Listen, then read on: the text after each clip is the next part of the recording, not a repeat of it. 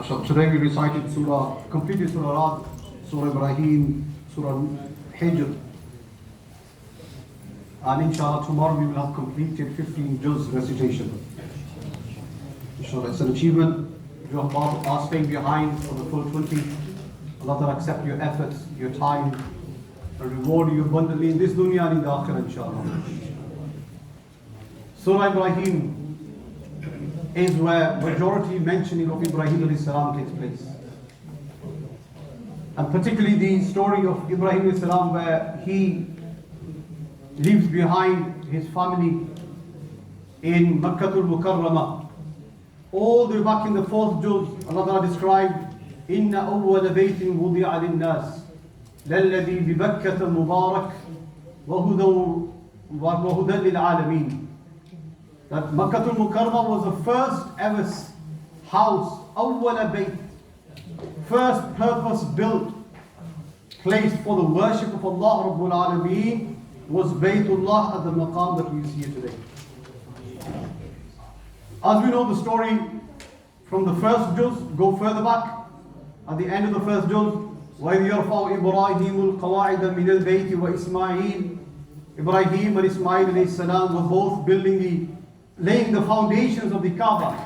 And they built the Kaaba to the way that we see it today. Well, that's actually technically wrong. The Kaaba, the one that Ibrahim alayhi salam built, was inclusive of the hatim that we find today.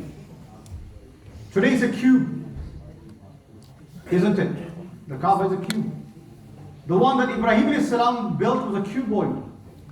It was a rectangular shape. But in the life of the Messenger alayhi salatu wasalam, due to floods and the foundations and the walls becoming weak, they brought the bricks apart. I want you to correct terms because the Kaaba Sharif, of course. And then they built the Kaaba again with the stones that were worthy of use. And the only thing that they could construct was a cube, which you find today. Now let's come back to Surah Ibrahim, 14th juz. How did the whole story begin? Why the Kaaba? Why this location? Ibrahim alayhi salam migrated with his wife Hajira radiyallahu anha and left him here in Makkatul Mukarramah. And the story describes, I read it myself. Allahu Akbar. How does it go? وإذ قال إبراهيم رب اجعل هذا البلد آمنا واجنبني وبني أن نعبد الأصنام رب إنهن أضللن كثيرا من الناس فمن تبعني مني فإنه مني ومن عصاني فإنك غفور رحيم. So, oh Lord, you've left me in this city. But this is a city, Amina, Allah Ta'ala says. It's a city of peace. It's a city which has been granted security by Allah Rabbul Alameen.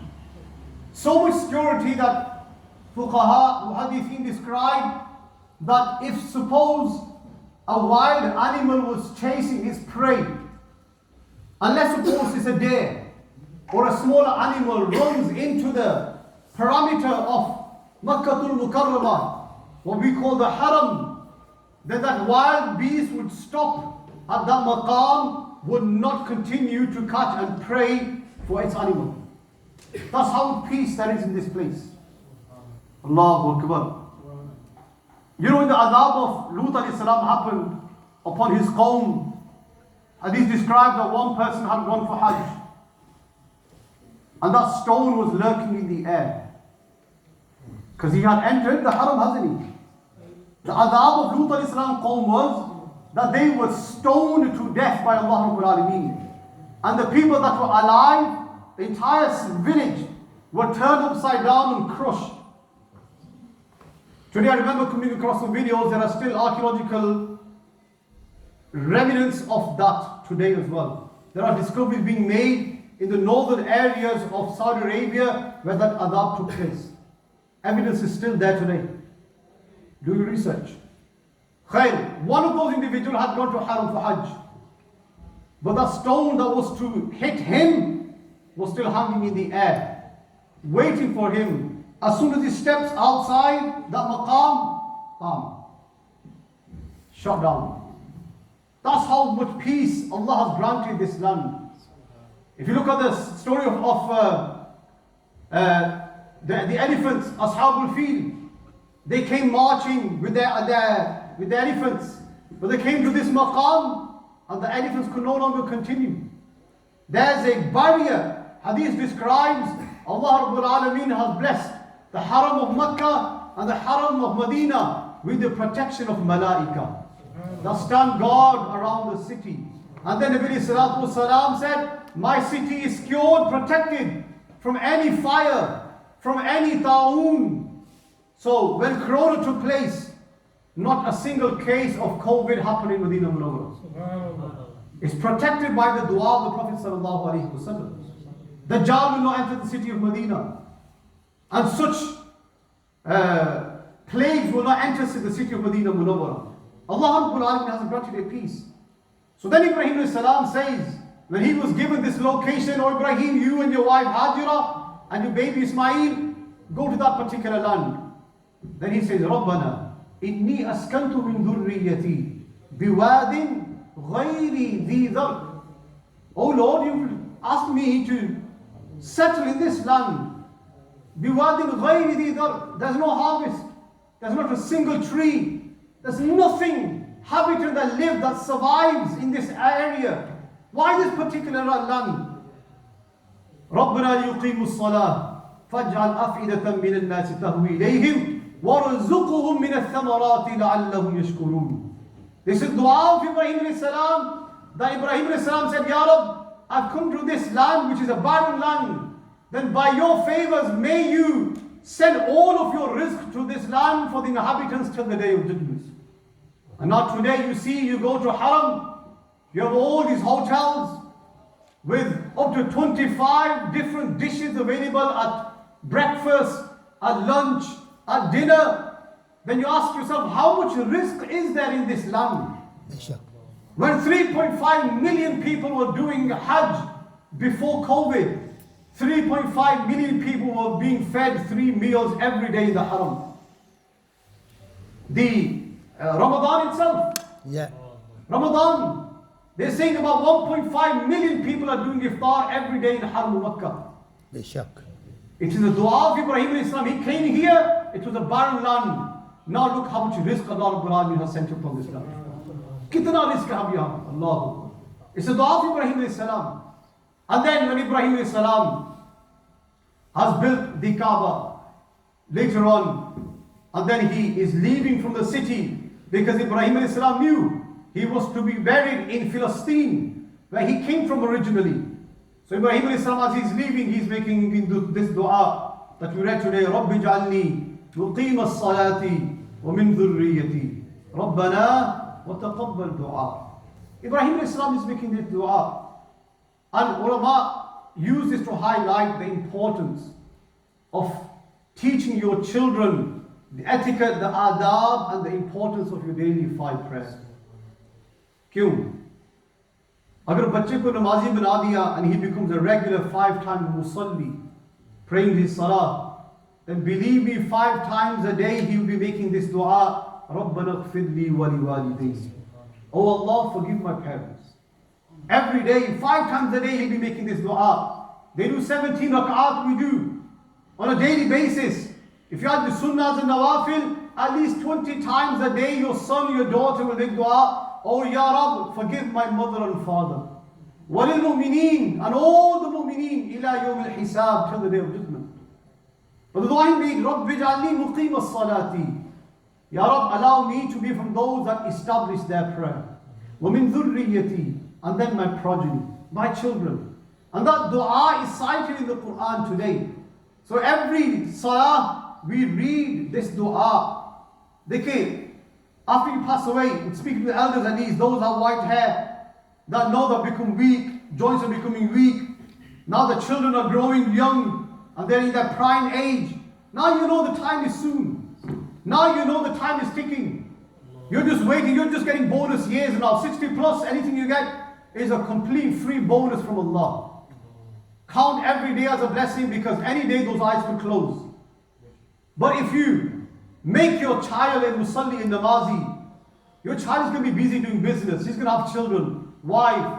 He's going to be on holidays. He's going to be earning, doing long shifts, double shifts to make ends meet. When is he going to have dua? Make time to raise his hands, Ya Rab, forgive my parents. Ask yourself this question. A live question around. How many youngsters do you see sitting down making dua, oh Allah, forgive my parents? No one does. But the one guarantee you have, make your child a regular namazi, he'll make that dua 5 times a day for you. He's not aware of the meanings, yet he's making dua of istighfar for his parents. Isi mein ek aur masala hal hua. Allahu Akbar. Ibrahim alayhi salam is making dua for his parents. I want to also dispel another misconception. The Ma'adallah, the father of Ibrahim alayhi salam, Ma'adallah, he was a mushrik. And the reference comes from the 7th juz. وَإِذْ قَالَ إِبْرَاهِيمُ لِأَبِيهِ آزَرَ أَتَتَّخِذُ أَصْنَامًا آلِهَةً. When Ibrahim alayhi salam, the literal translation is, when Ibrahim sallallahu alayhi salam was saying to his father Azar, أَتَتَّخِذُ أَصْنَامًا آلِهَةً. Do you take these asnam, these idols as your God? That's the literal translation. But is this the correct translation? No. Kyun? Ibrahim alayhi salam was an individual that was bearing the nur of the Prophet sallallahu alayhi wasallam. And Allah Rabbul Alameen promised the Messenger alayhi salatu wasalam, وَتَقَلُّبَكَ فِي السَّاجِدِينَ. O Habib, your nur was being preserved through pure men and pure women, through the pure loins and pure wombs of women, until you were given birth to by Sayyidah Amina radiallahu anha. Subhanallah. Pure men and pure women. And the hadith describes that Allah Rabbul Alameen preserved my nur amongst those mothers and fathers. Not a single one of them committed shirk. Not a single one of them ever did sajda to somebody else. And all of my forefathers and mothers till Adam alayhi salam were people of nikah. They never committed fornication. Subhanallah. His nur was preserved. Allahu Akbar. And because we talk about the story of Ibrahim alayhi salam, I'll quickly mention one of the biggest, longest hadiths in Sahih Bukhari. Spans over 4 pages of Sahih Bukhari. Describes that Ibrahim alayhi salam, after they had built the Kaaba, he went back. After many years, he returned to his house, knocked on the door, and asked, is Ismail home? And they said, no, Ismail's not home. And the lady inside, the wife that Ismail alayhi salam had, asked no further questions and closed the door. Ibrahim alayhi salam left a message that tell your husband that he needs to change his doorstep. That's a metaphorical term, meaning get rid of this wife. She's not worthy of being your wife. Ismail alayhi salam, when he arrives home, he picks up the natural prophetic scent which a Nabi can sense from another Nabi only. It's a prophetic signal, a scent that they give off, which only a Nabi can feel. Ismail returns home and asks, did somebody come around? And the wife said, yeah, there was this old man, he knocked on the door, he was asking for you. And then what? Well, I told him you're not home. Okay, did he leave a message? He said, change your doorstep. Acha, that means he doesn't want you to be my wife. I divorce you. Divorce his wife. Many years later, Ibrahim returns again, knocks on the same door. And another woman opens the door. This woman sees that this is an elderly individual, not from our town, not from the locality, definitely a traveler, but he's a buzurg. Hazrat, come inside, take some rest, let me get you some milk, some food, and Ismail will be home soon. You get to meet him. Ibrahim says, no, better, I need to leave, I'm in a hurry, but I've got a message for him, tell him to keep this door. This is okay for you. In reference to this, and I'm going to link this to the nur of the Prophet ﷺ. The reference here is, Ibrahim, the ulama described, why did Ismail divorce the first wife? What was the reason? The reason is because that woman, even though she was a pure woman, never committed haram, but did not have the caliber of character worthy to be called from amongst the mothers of the Prophet ﷺ. Get rid of her. We're not even talking about shirk or about fornication or haram. If a woman does not have the befitting character to be called a mother from the mothers of the Prophet ﷺ, she is removed. How would Allah Rabbul Alameen allow the father of Ibrahim alayhi salam to be a mushrik? Does that make sense? Yes. So next time somebody tells you that Ibrahim alayhi salam's father was a mushrik, and they try to read this ayah to you from the 7th Juz, it's completely false. وَإِذْ قَالَ إِبْرَاهِيمُ لِأَبِيهِ آزَرَ. Abi in the Arabic word is used for several different people in the Arabic language. It's not just limited to your biological father. In fact, your paternal uncles traditionally were all so-called ab, fathers. आज भी हमारे माशरे में होता है चचा को या ताया को अब्बाजी भी कहा जाता है. There's nothing wrong in calling them your father as well, because they play the fatherly role, don't they? So in the same manner, the Quran is describing principally he was like a father to Ibrahim alayhi salam. So Ibrahim alayhi salam is telling his uncle, oh uncle, why do you worship these idols? Let go, forget this. Come to the way of Islam. And secondly, tell me, even today, and I'll give you a live example, subhanAllah, comes to mind. You know when the Queen passed away, we had this huge hoo-ha. Should you say rest in peace for her or not? You remember that debate happened. Social media was flooded with this. Should you say R.I.P. or not? Rest in peace for the Queen. And the opinion of the ulama is no. If her iman is not proven, you cannot make dua of rahmah for somebody who dies upon kufr. Does that make sense? Yeah. Would Ibrahim alayhi salam make dua for mushrik? Tell me. A Nabi of Allah, would he make dua for mushrik? So when Ibrahim alayhi salam said on today's recitation, رَبِّنَا اغْفِرْ لِي وَلِوَالِدَيْهِ, Oh Allah, forgive my parents. So Ibrahim alayhi salam must have known very well that his parents were Muslims. That's why he made the dua for him, isn't it? Makes life easy. This is why it's so important to know where you take your knowledge from. You see my point? Just because they have better video and audio quality does not mean that that is quality in their content. Just because their books are published better paper, better color, better binding, cheaper prices, that you think that these guys definitely know their stuff. They've got hundreds of books in English. So does that mean you go pick up their books? No. Just because he speaks well, he's articulate in his words, and well known, has following in millions, and because they do Quran durus and other seerah duruses, does not validate what they teach. Very good. You need to know where you take your knowledge from. The books you're buying, the video content, Islamic content that you're watching online, you must ensure that it's a person from the Sunni Ahlul Sunnah wal Jama'ah. It's not just enough to say Ahlul Sunnah wal Jama'ah. All the sects have hijacked that name. They all call themselves Ahlul Sunnah Hanafi. I had this recent question 2 days ago. Imam Hafiz, I want to send my daughter to such a boarding school. They call themselves Sunni. They call themselves Ahlul Sunnah wal Jama'ah. I said, yeah. But do they honor the Prophet ﷺ the way we do? They call Ibrahim alayhi salam father a mushrik. Would you allow him to call his father a mushrik? I've given you the Quranic principles. This is why it's so important to know where you take your deen from. Allah ta'ala malki tawfiq ta'ala. Amin. Allahumma salli wa sallim wa barik alayhi wa ala alihi wa sahbihi wa barik wa sallim. رب اغفر وارحم وأنت خير الراحمين. ربنا هب لنا من أزواجنا وذرياتنا قرة أعين واجعلنا للمتقين إماما. رب ارحمهما كما ربياني صغيرا. وصلى الله تعالى على رسوله محمد وعلى آله وصحبه أجمعين. آمين.